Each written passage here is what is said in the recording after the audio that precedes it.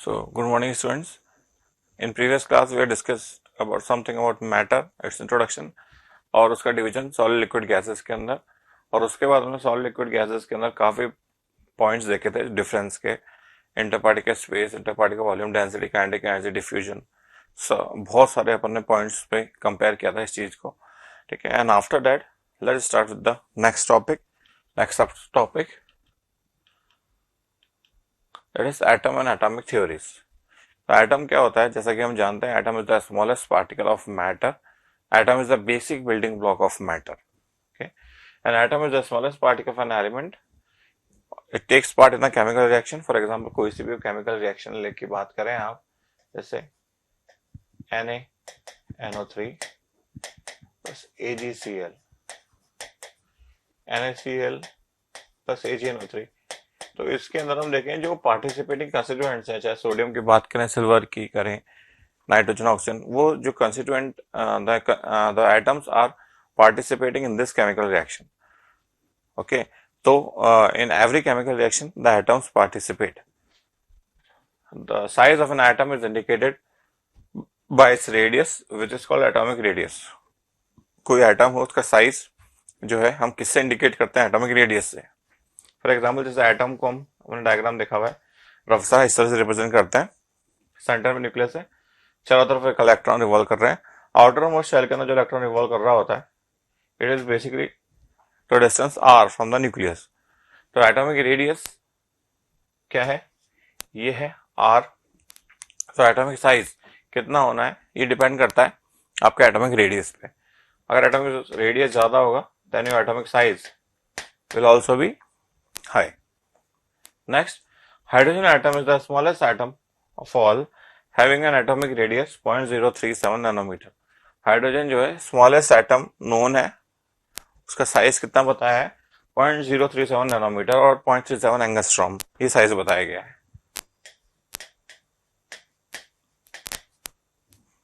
अब एंगस्ट्रॉम होता क्या है? I think we have discussed this. It is a very small unit of length. 1 angstrom is around 10⁻10 metre. तो हम imagine कर सकते हैं कितना छोटा होगा. और भी एटॉमिक लेवल की जो लेंथ्स होती हैं, इसको हम मेजर करने के लिए कुछ यूनिट्स हैं. जैसे नैनोमीटर होता है, इट इज 10⁻9 मीटर. तो एंगस्ट्रॉम और नैनोमीटर कंपेयर करें, then we can clearly see nanometre is greater than angstrom. In fact 1 nanometre is equal to 10 angstrom. ठीक है. तो साइज अब ध्यान रखिए, सबसे छोटा आइटम हाइड्रोजन का होता है. ऑक्सीजन, नाइट्रोजन, हीलियम, सब एटम्स के सब एटॉमिक साइज अलग अलग होते हैं. ठीक है. सीजियम का, फ्रांसियम का बहुत बड़ा बड़ा एटॉमिक साइज है. तो स्मॉलेस्ट तो पर हाइड्रोजन ही है. बाकी साइज कोई सा भी एटम का, it will be always measured in nanometre and angstrom. So next, discovery of an atom. ठीक है. एटम इतना माइक्रोस्कोप इतना छोटा होता है, it can not be seen by naked eyes. Even आप ऑप्टिकल माइक्रोस्कोप के नीचे देखोगे तब भी उसके नीचे ऐसे ऑब्जर्व नहीं हो पाएगा, ऐसे दिख नहीं पाएगा आपको. कुछ टेक्निक्स होती हैं, स्कैनिंग, टनलिंग, माइक्रोस्कोपी, उससे भी सिर्फ शेडो आती है एटम की. ठीक है. अब टिल नाउ भी हमारे पास ऐसी कोई टेक्निक नहीं है कि हम एकदम क्लियर विजुअलाइजेशन कर सकें एटम का. और हम ज्यादा अगर ढंग से देखते भी हैं तो हमें कुछ और ही दिखाई देता है. बिकॉज द इलेक्ट्रॉनिक डिस्ट्रीब्यूशन जो मैं आपको इस तरह से दिखाता हूँ, in the form of orbits, electrons are revolving in the form of orbits, वो एक्चुअली ऐसा भी नहीं होता है. अगर एकदम माइक्रो लेवल पे देखें तो there are probability diagrams of this. Probability के बेस पे इलेक्ट्रॉन की फाइंडिंग्स की जाती है, उसको इस तरह से विजुअलाइज किया जाता है. ठीक है. तो ऑल टुगेदर एटम का जो स्ट्रक्चर है वो बहुत ही नया सामने आ रहा है धीरे धीरे. बट पहले का जो स्ट्रक्चर गिवन है और उसके हिसाब से देखें तो it says that the centre of atom is consisting of nucleus with the electrons revolving around it. थोड़ी सी हिस्ट्री भी दे रखी है इसमें. Ancient Indian and Greek philosopher have been thinking about what matter is ultimately made up of. It was around 500 BC that an Indian philosopher Maharishi Kannad had postulated that matter is divisible. तो एक सबसे पहले Indian priest ने बताया था atom के existence के बारे में. उन्होंने मैटर को पदार्थ नाम दिया था और एटम को परमाणु, दैट इज परमाणु, नाम दिया था. He told about the existence of atoms, and after that, a Greek philosopher named Democritus told about the existence of atom. But इनकी किसी की भी एक्सपेरिमेंटल फाइंडिंग नहीं थी. It was just a philosophy. Experimental findings इसके बाद आई थी. तो महर्षि कन्नड़ ने परमाणु को मैटर को पदार्थ बोलते थे. He told that matter is composed of parmanu, the smallest particle from which matter is made of.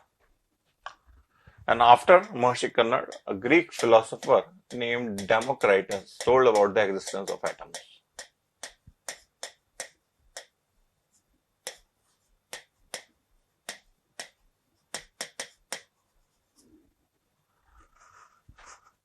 ठीक है.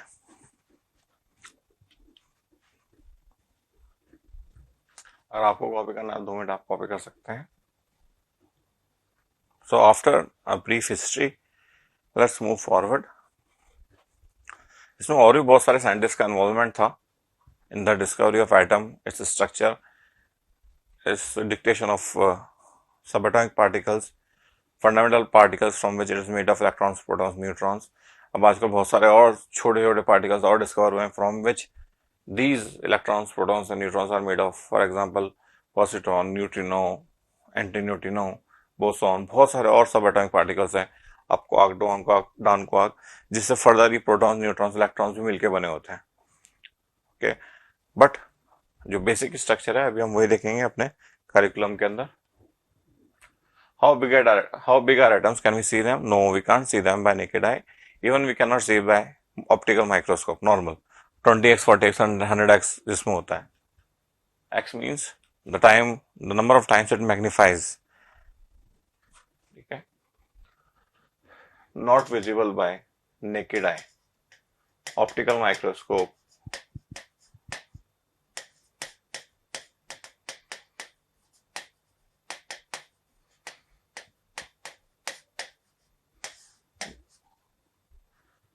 टेक्निक है scanning tunnelling microscopy. Scanning tunnelling microscopy, उससे शेडो ली जा सकती है अबाउट एन एटम.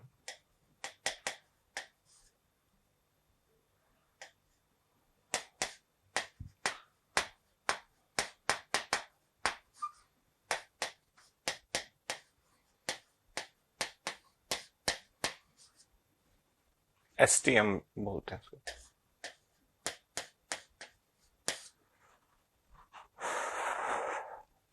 Okay.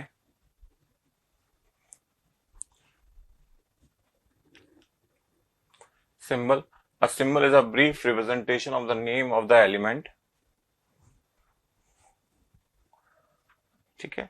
एक कोई सा भी एलिमेंट हो उसको एक सिंबल के जरिए रिप्रेजेंट किया जाता है. फॉर एग्जांपल जिंक की बात करें तो उसको Zn बोलते हैं. इसी तरह से रिप्रेजेंट करते हैं. Copper Cu, cobalt Co. तो सिंबल्स का एग्जिस्टेंस आया कैसे? How it is a mode of representation of elements. तो पहले से ऐसा नहीं था. Earlier the elements were represented in the form of small figures. For example, carbon के लिए एक छोटा सा ब्लैक डॉट बना रहे हैं हम, बहुत बड़ा मतलब थोड़ा बड़ा, ऐसा नहीं, बिल्कुल ही ऐसा. ठीक है. हाइड्रोजन के लिए एक सर्कल के बीच में डॉट, और इस तरह से एलिमेंट्स का रिप्रेजेंटेशन था. तो बट जब मैक्रोमोलिक्यूल्स डिस्कवर हुए, लेनास्ट्रॉल, कोलेस्ट्रॉल, बहुत बड़े बड़े बायोमोलिक्यूल्स, या सिंपल ग्लूकोज सुक्रोज की बात करें तो इतने बड़े मॉलिक्यूल्स का इस तरह से रिप्रेजेंटेशन थोड़ा प्रॉब्लमेटिक है. आपको सिंबल्स हो, अगर लेटर्स एज एलिमेंट्स हो तो फिर भी काम आसान रहेगा. तो इस वजह से फर्स्ट ऑफ ऑल हम बोला जाता है कि डाल्टन ने सबसे पहले सिंबल्स बताए थे ये. बट आफ्टर दिस, जो प्रॉब्लम मैंने आपको बताई, आफ्टर दिस एनकाउंटर जो एलिमेंट्स उनको सिंबल्स की फॉर्म में रिप्रेजेंट किया गया. And this was done by Berzelius. तो letters as symbols was given by Berzelius.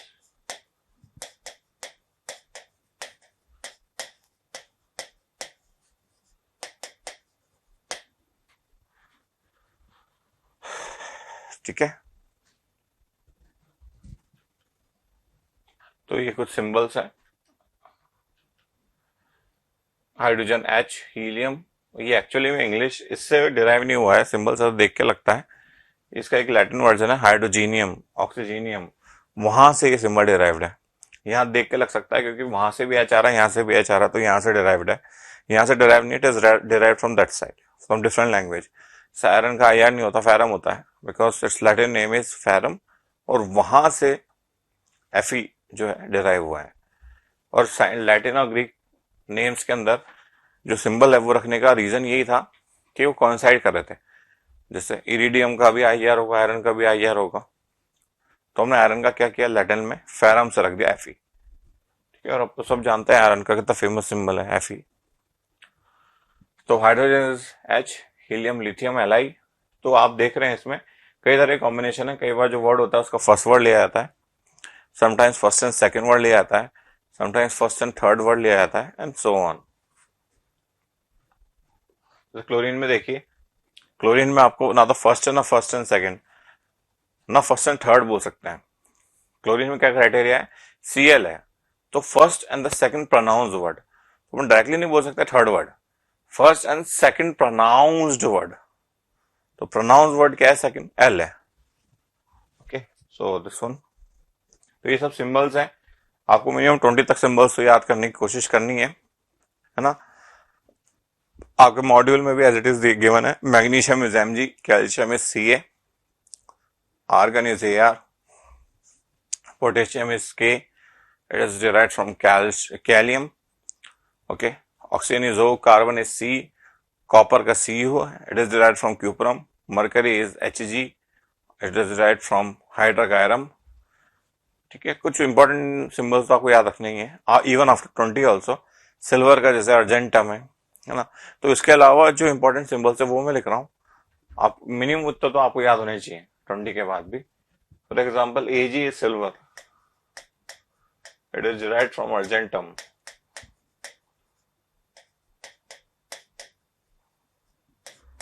Ag, okay, hydrocarbon is Hg।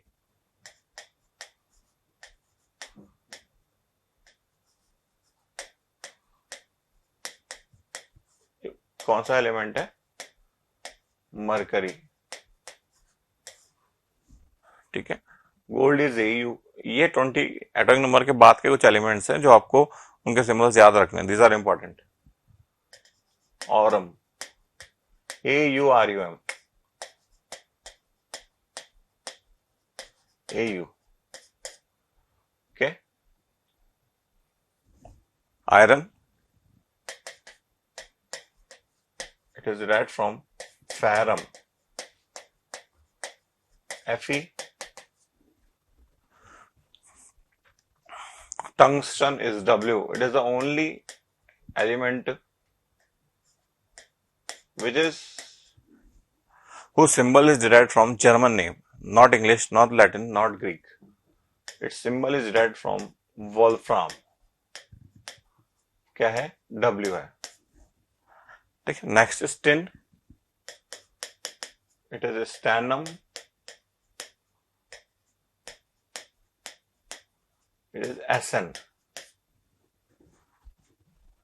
ठीक है, तो ये कुछ एलिमेंट्स हैं, try to remember these, silver, gold, iron, these are important elements।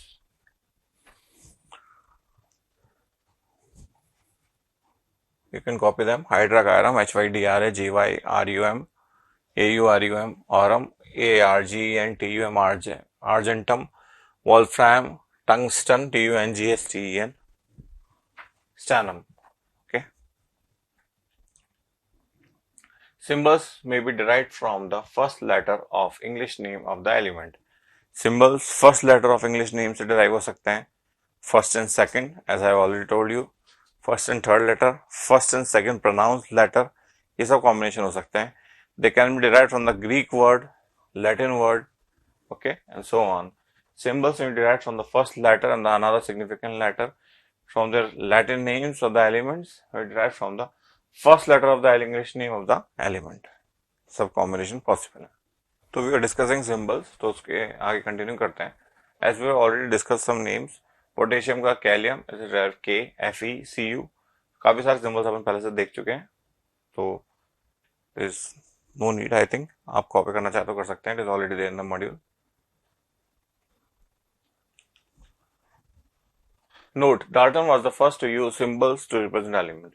जैसा अभी आपको बताया, डाल्टन पहला ऐसा व्यक्ति था जिसने, साइंटिस्ट था जिन्होंने बताया कि सिंबल्स को हम कि हम सिंबल्स एलिमेंट्स को रिप्रेजेंट कर सकते हैं with the help of symbols. Okay, but Berzelius was the one who gave the representation of the elements as letters।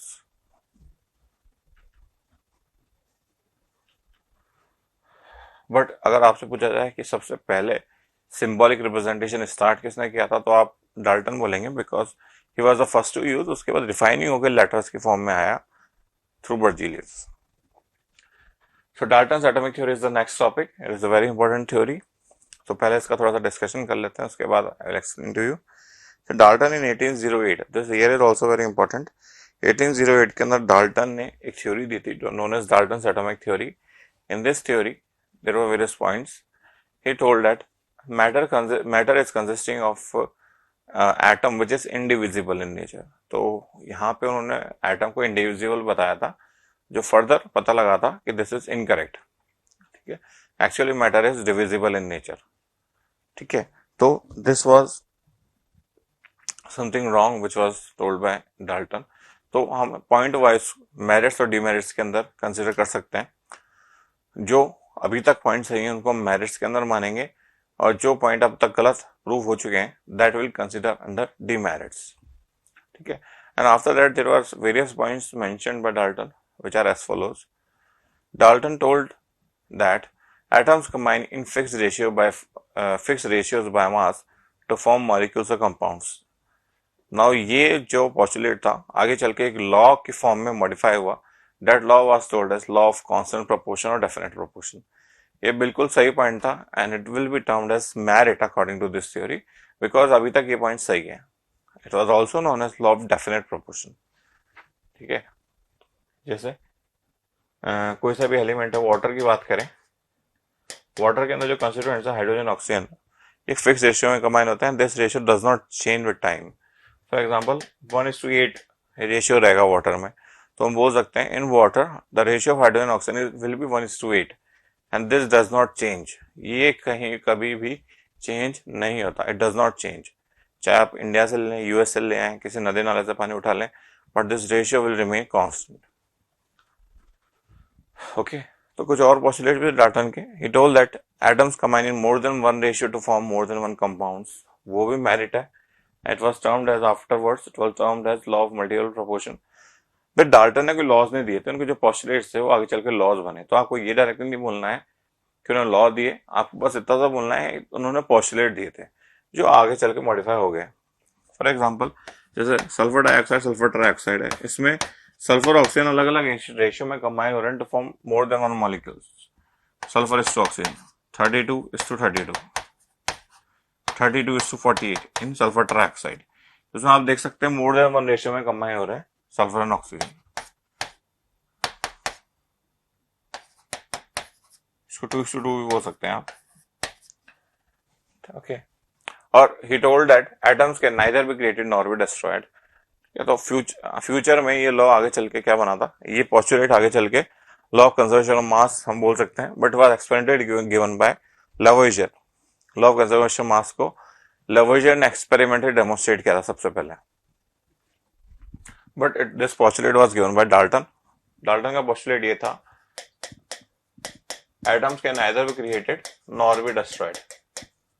तो ये actually law of conservation of mass तक एक्सट्रापोलेट होता है इजीली. क्यों होता है कि यहाँ से जब लेफ्ट साइड से राइट साइड में अपन जा रहे हैं, ठीक है, तो हम देख रहे हैं कि ना तो ए का लॉस हुआ है, ना बी का, ना सी का, सारों के चारों एलिमेंट्स ट्रांसफर हुए एज इट इज. कोई सा भी एलिमेंट को अगर आप गायब कर दें इसमें से, ठीक है, तो हम बोल सकते हैं लॉ ऑफ कंजर्वेशन मास वैसे भी फॉलो नहीं होना. नए एलिमेंट को इंट्रोड्यूस कर दें जेड नाम का अपन राइट हैंड साइड पे, तो हम बोलेंगे वैसे भी कोई नया एलिमेंट, जब नया एलिमेंट यहाँ पे इंट्रोड्यूस हो जाएगा तो conservation of mass left side पे राइट साइड पे डिसबैलेंस हो जाएगा.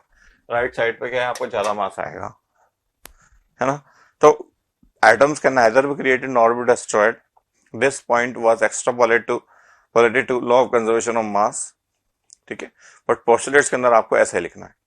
ठीक है, तो इसमें डाल्टन के और भी बहुत सारे पॉइंट थे, स्टेप बाय स्टेप देखेंगे when we start reading. Dalton ने ये भी बोला था कि the atoms of the same element are similar in all the respect. हर रेस्पेक्ट में सेम होते हैं वो. जबकि आफ्टर सम टाइम, कुछ सालों बाद ये पता लगा था कि एक एलिमेंट के जो एटम होते हैं हर तरीके से सेम नहीं होते. Atoms of different element are different in all the respects. ये भी सही बात नहीं है. इसलिए सही बात नहीं थी क्योंकि कई एस्पेक्ट्स में वो सिमिलर भी मिले थे. ठीक है, तो it was these 2 points for also counted under demerits. गलतियां थी ये सब, ठीक है। बट उस टाइम के हिसाब से काफी, उस जमाने के हिसाब से काफी आगे की चीजें थी जो इन्होंने बताई थी, ठीक है। तो आगे चल के कुछ लॉज सही साबित हुए, कुछ गलत। Dalton put forward his atomic theory of matter in 1808. The various postulates of Dalton were matter consists of individual particle atoms. तो हमने ये देखा हुआ है। All atoms of an element are identical in nature.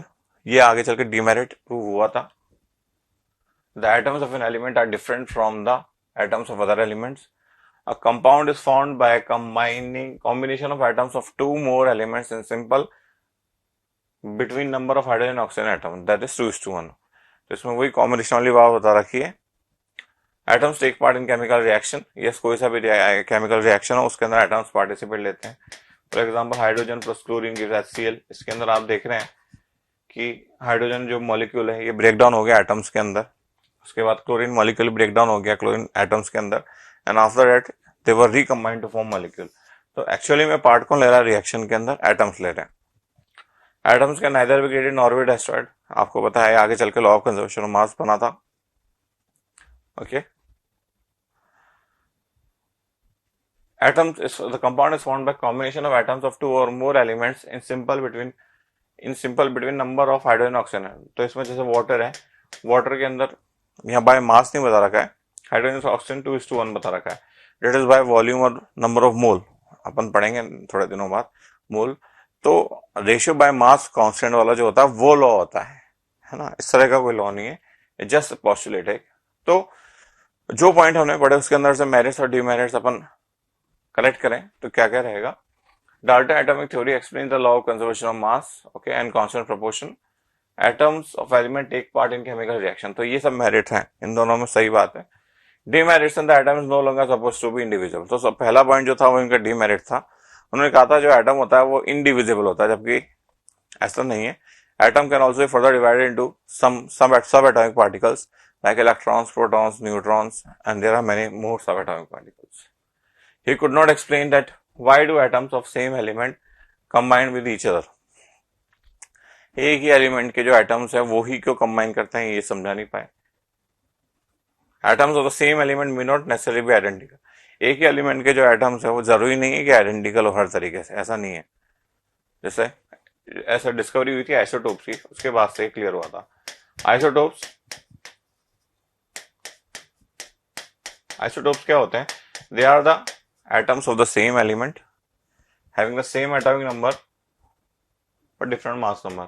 तो एक ही एलिमेंट के atoms है तो हर तरीके से आइडेंटिकल होने चाहिए थे वो, ठीक है, बट ऐसा नहीं है। There is a difference of mass number, so these are isotopes, ठीक है। तो एक ही एलिमेंट के सारे एटम्स जरूरी नहीं हर तरीके से सेम हो। Next is isobars. एटम्स और different element are different in all the respects. अलग अलग एलिमेंट्स के जो एटम्स होते हैं वो हर तरीके से अलग अलग होते हैं, ऐसा नहीं है हमेशा। It is not always true, because कुछ ना कुछ सिमिलैरिटी उसके अंदर हो सकती है। फॉर एग्जाम्पल जैसे आर्गन की बात करें और कैल्शियम की, both have 40 atomic number but they have different atomic number. The atoms are different element, तो हर तरीके से डिफरेंट होने चाहिए? No, they some similarity, they have same mass number, ठीक है। तो कुछ ना कुछ सिमिलरिटी होती है, शायद कुछ अप्रोक्सीमेशन है 39 पॉइंट समथिंग, बट अप्रोक्सीमेट यही मास है। तो हर एलिमेंट के साथ अलग अलग एलिमेंट है, उसके एटम जो है हर तरीके से अलग अलग होंगे, ऐसा हमेशा कहना जरूरी नहीं है। There can be some similarity, so it also pass on to a demerit. Atoms of different element are not necessarily be different in all the aspects. Example isobars. So next is modern atomic theory. So let's discuss now modern atomic theory. Modern atomic theory क्या कहती है कि जो currently जो understanding है हमारे atom की, उसके हिसाब से एटम का स्ट्रक्चर क्या है। तो बेसिकली सिंपल सा स्ट्रक्चर है। The center of the atom is consisting of nucleus which is positively charged and negative charged electrons are revolving around it. Atom is a neutral, so total positive charge in nucleus is equal to total negative charge. तो nucleus के बाहर का जो part है, it is known as the extranuclear region.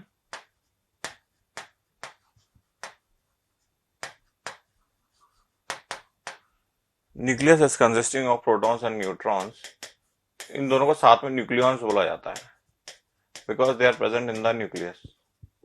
It is positively charged. The nucleus is positively charged because neutron is neutral. Neutron तो neutral होता है और proton positive charge होते हैं. Electrons are negatively charged. Okay, so this is the the probable structure of atom जो हम use करेंगे. मैंने आपसे कहा जो मॉडर्न स्ट्रक्चर है एटम का वो ऑल टुगेदर डिफरेंट है, बट बेसिकली हम इसको मान के चलते हैं इन आवर क्लासेस. ठीक है, कुछ ना कुछ मॉडिफिकेशंस बहुत ज्यादा हो चुके हैं अब तक तो. ठीक है, पहले ये टर्मिनोलॉजी देखते हैं हम इसमें. स्ट्रक्चर ऑफ एटम, न्यूक्लियस है, एक्स्ट्रा न्यूक्लियर रीजन के, composition of an atom. Composition of extra nuclear region मैंने आपको बताया न्यूक्लियस के बाहर का. Composition of atom, atom is consisting of nucleus and extra nuclear region. Atomic number is represented by Z. Atomic number किसी भी element का fingerprint होता है, उसका कैरेक्टरिस्टिक होता है. It is signified by number of electrons, number of protons. Atomic number gives the number of protons. For example, जिससे अगर कार्बन का एटॉमिक नंबर 6 है तो इसका मतलब उसके अंदर नंबर ऑफ प्रोटॉन्स कितने हैं? 6 है. Number of protons in it is 6. Okay, किसी ऑक्सीजन का एटॉमिक नंबर 8 है तो number of protons in it is 8. Okay, तो एटॉमिक नंबर का सिग्निफिकेंस ये होता है. जनरली एटॉमिक नंबर के बराबर ही नंबर ऑफ इलेक्ट्रॉन्स होते हैं because an atom is neutral unless it is an ion. Discovery, तो ये डिस्कवरर्स के नाम, चार्जेस और ये सब आपको याद करने हैं. The discovery of electron was done bye sir J Thomson.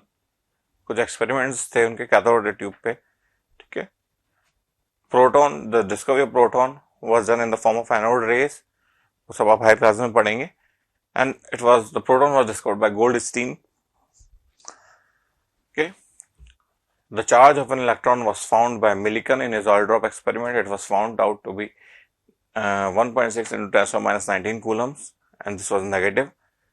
Proton के ऊपर same charge 1.6 into 10⁻⁻19 coulombs positive में होता है. ठीक है, ये सब एब्सोल्यूट वैल्यूज बता रहा हूं मैं आप. एक्चुअल जो है, अगर रिलेटिव बात करते हैं तो रिलेटिव में क्या होता है, हम कंपैरिजन करते हुए देखते हैं कि इलेक्ट्रॉन के कंपैरिजन में प्रोटॉन कितना हैवी है, न्यूट्रॉन के कंपैरिजन में इलेक्ट्रॉन कितना हैवी है, इस तरह से अपन देखते हैं. ठीक है, जैसे इलेक्ट्रॉन का मास हम बोले 9.1 into 10⁻31 kg, प्रोटॉन का मास 1.67 into 10⁻24 ग्राम, 27 kg आप बोल सकते हैं.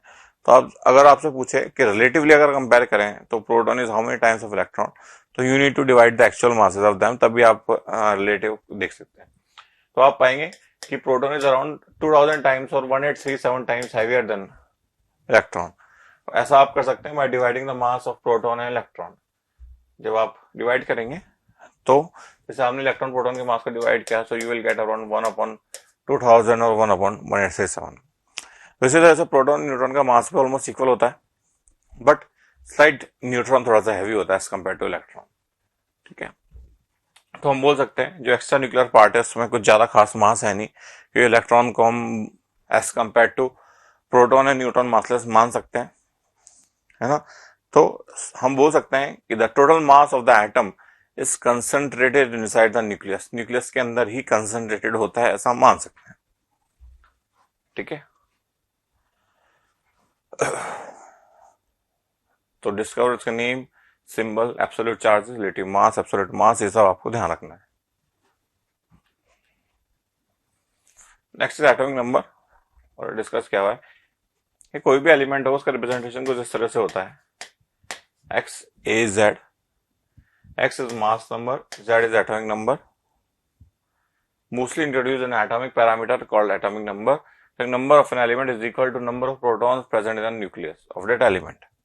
ठीक है, तो जैसे कोई एलिमेंट है x है 150, तो ऊपर वाला is mass number which is consisting of protons and neutrons together.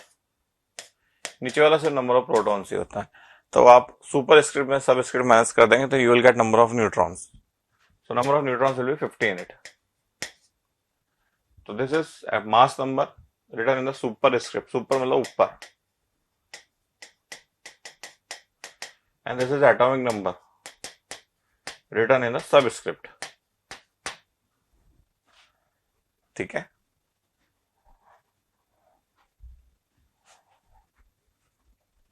तो mass number is number of protons and number of neutrons combined, ठीक है। नंबर ऑफ प्रोटॉन्स को उन्होंने एटॉमिक नंबर बोल दिया है यहाँ पे, okay. Now next is electronic configuration, Bohr Bury scheme for distribution of electrons in various shells, ठीक है। तो आप अलग अलग शेल्स के अंदर इलेक्ट्रॉन्स कैसे डिस्ट्रीब्यूट होते हैं वो हम बात करें तो उसका एक क्राइटेरिया आप ऐसे ही डिस्ट्रीब्यूट नहीं कर देते हैं कि पहले ऑर्बिट में कितने इलेक्ट्रॉन जाएंगे, दूसरे में कितने जाएंगे, तीसरे में कितने जाएंगे। जैसे एटॉमिक नंबर किसी एलिमेंट का 100 है, सॉरी 11 है, तो इसका नंबर ऑफ प्रोटॉन्स इसके अंदर 11 है, तो इलेक्ट्रॉन्स भी 11 होंगे। Now you have to distribute these 11 electrons in the different orbits. तो पहले ऑर्बिट के अंदर 2 इलेक्ट्रॉन बोल रहे हैं, 8 1। तो इस तरह से इलेक्ट्रॉनिक कॉन्फ़िगरेशन जब आपने देखा है तो किस तरह से लिखा जाता है ये, तो it is written according to Bohr Bury scheme. Bohr's formula होता है 2n², उसके अकॉर्डिंग इलेक्ट्रॉन्स को अलग अलग ऑर्बिट्स के अंदर फिल किया जाता है। For example Bohr's formula 2n², n is the number of orbit,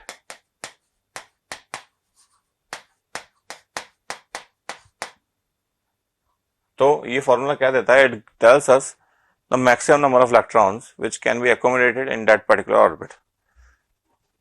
तो यहाँ पे 2n² जो है, तो इसका मतलब पहले ऑर्बिट की कैपेसिटी निकालनी है तो n = 1 रख देंगे हम, दूसरे ऑर्बिट की कैपेसिटी निकालनी है तो n = 2 रख देंगे, थर्ड ऑर्बिट की कैपेसिटी निकालनी है तो n = 3 रख देंगे। तो जब हम ऐसा करते जाएंगे तो maximum capacity of orbit to accommodate electrons वो आता जाएगा। जैसे पहले ऑर्बिट की निकालनी है, पहला orbit can accommodate maximum of 2 electrons, second orbit can accommodate maximum of 8 electrons, third orbit can accommodate a maximum of 3 square 9 to 2 18 electrons, fourth orbit can accommodate a maximum of 30 electrons 32 electrons and so on। तो मान लीजिए एक element का atomic number 11 है, तो electron भी 11 होंगे। 11 electrons को आपको डिस्ट्रीब्यूट करना है इन वेरियस ऑर्बिट्स, तो आप क्या बोलेंगे, पहले कैपेसिटी देखिए 2 है तो आपने 2 भर दिए, अब देखें कितने बाकी रह गए, 9 बाकी रह गए। सेकंड की मैक्सिमम कैपेसिटी कितनी, 8 है, तो आपने 8 लिख दिया। तो टोटल इलेक्ट्रॉन अब तक हो गए 10, कितने बाकी रह गए, 1 इलेक्ट्रॉन रिमेनिंग हो गया, वो किस में जाएगा, थर्ड ऑर्बिट में जाएगा, ठीक है। तो 8 है, 10 एंड 1 11, ठीक है। तो इस तरह से आप इलेक्ट्रॉनिक कॉन्फ़िगरेशन लिखते हैं। Electronic configuration means the number of electrons which can be accommodated in different orbits. अगर एक एलिमेंट है उसका एटॉमिक नंबर 5 है तो इसका इलेक्ट्रॉनिक कॉन्फ़िगरेशन 2 3 होगा। एक एलिमेंट उसका एटॉमिक नंबर 9 है तो उसका इलेक्ट्रॉनिक कॉन्फ़िगरेशन 2 7 होगा, ठीक है। एटॉमिक नंबर 8 है तो उसका 2 6 होगा एंड सो ऑन, ठीक है। तो इस तरह से आप इलेक्ट्रॉनिक कॉन्फ़िगरेशन लिखेंगे अलग अलग एलिमेंट्स के। तो यही यहाँ पे बता रखा है। तो अगर n = 1 है तो उसका जनरल रिप्रेजेंटेशन उन्होंने k बता रखा है, 2 का l बता रखा है, 3 का m, 4 का n एंड सो ऑन। तो मैक्सिमम नंबर इलेक्ट्रॉन्स 1² से पता लगता है आपको।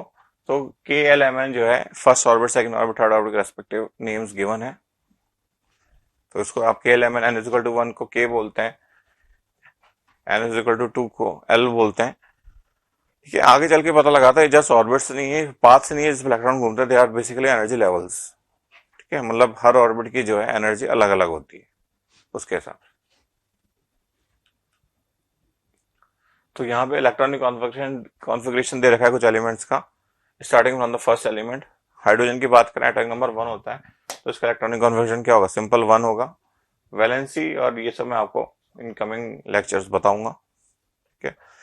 इलेक्ट्रॉनिक कॉन्फ़िगरेशन की बात करें, हीलियम का 2 होगा, लिथियम का एटॉमिक नंबर 3 है तो 2 1, beryllium atomic number 4 is 2 2, boron is 2 5, ठीक है। कार्बन इज 2 6, कब तक बढ़ता रहेगा, जब तक उसकी कैपेसिटी पूरी नहीं हो जाती, that is 8। 2 7 is fluorine, 2 8 is neon, 2 8 1 is sodium, 2 8 2 is magnesium, 2 8 3 is aluminium, 2 8 4 is silicon. कब तक होता है, 18 तक जाएगा, ठीक है। 2 8 5 is phosphorus, 2 8 6 is sulphur, 287 is chlorine, 288 is argon and so on, ये चलता जाएगा 18 तक है बचे थर्ड के। तो this is how you right electronic configuration of elements. ठीक है, तो इसमें जो वैलेंसी वाला पार्ट है वो मैं आपको और क्लियर करूंगा इन कमिंग लेक्चर्स। यहाँ पे एक और चीज मेंशन्ड है, नंबर ऑफ प्रोटॉन्स, तो नंबर ऑफ इलेक्ट्रॉन्स के बराबर ही होना है। नंबर ऑफ न्यूट्रॉन आप निकालेंगे mass number mass atomic number करके, तो उसका इलेक्ट्रॉनिक कॉन्फ़िगरेशन में ऐसा कोई रोल है नहीं। ठीक है, तो ये जो हम लिखते हैं 2 1 2 8 6 ये सब, तो K है ये, N इज इक्वल टू 1, ये L है, ये M है, so it is the electronic convection, you are writing in the form of KLMN। ठीक है,